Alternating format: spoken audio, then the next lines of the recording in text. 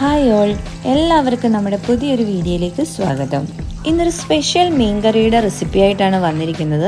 എന്നാൽ നമുക്കിതിലെ special ingredients എന്താണെന്നും ഇത് എങ്ങനെയാണ് തയ്യാറാക്കുന്നതെന്ന് നോക്കാം.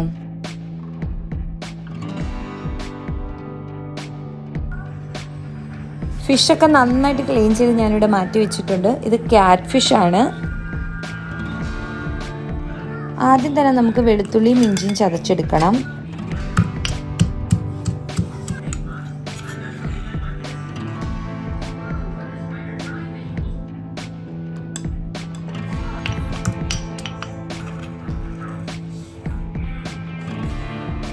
ഇഞ്ചിയും വെളുത്തുള്ളിയും ചതച്ചെടുത്തിട്ടുണ്ട്. ഇനി നമുക്ക് ഫിഷ് കറി തയ്യാറാക്കാം.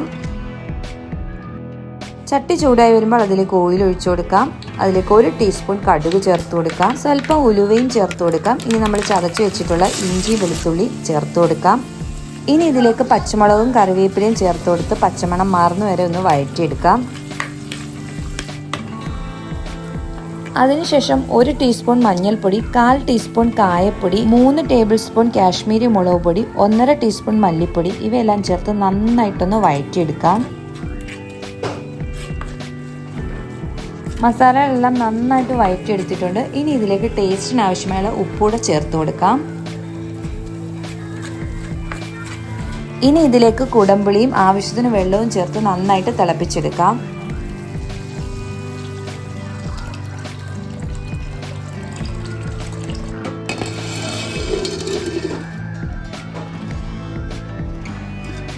നന്നായിട്ട് തിളച്ചു വന്നിട്ടുണ്ട്. ഇനി ഇതിലേക്ക് മീൻ കഷ്ണങ്ങൾ ചേർത്ത് കൊടുക്കാം.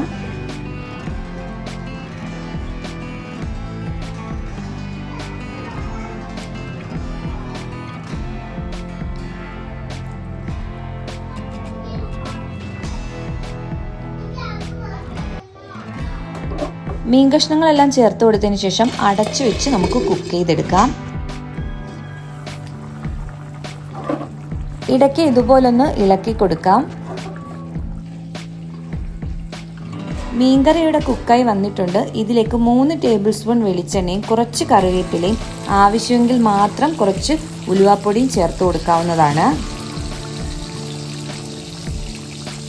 ഫ്ലെയിം ഓഫ് ചെയ്ത് കൊടുത്ത് കുറച്ചുകൂടെ ഈ ചട്ടിക്കകത്ത് മൺചട്ടി ആയത് കാരണം കുറച്ച് നേരം കൂടി ഇതിനകത്തിരുന്ന് ആ ഒരു ഗ്രേവിയൊക്കെ നന്നായിട്ട് തിക്കായി കിട്ടും. ഇതാ കണ്ടില്ലേ, കറക്റ്റ് പാകത്തിന് നമ്മുടെ ഫിഷ് കറി ഇവിടെ റെഡിയായി കിട്ടിയിട്ടുണ്ട്. അപ്പോൾ എല്ലാവരും ഒന്ന് ട്രൈ ചെയ്ത് നോക്കുക.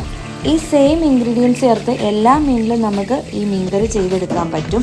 അപ്പോൾ എല്ലാവരും ഒന്ന് ട്രൈ ചെയ്ത് നോക്കുക. എൻ്റെ വീഡിയോസ് എല്ലാം സബ്സ്ക്രൈബ് ചെയ്യാതെയാണ് നിങ്ങൾ ഈ കാണുന്നതെങ്കിൽ പ്ലീസ് ഒന്ന് സബ്സ്ക്രൈബ് ചെയ്ത് സപ്പോർട്ട് ചെയ്യണേ. പുതിയൊരു വീഡിയോയുമായി കാണും വരേക്കും താങ്ക് യു ഫോർ വാച്ചിങ്.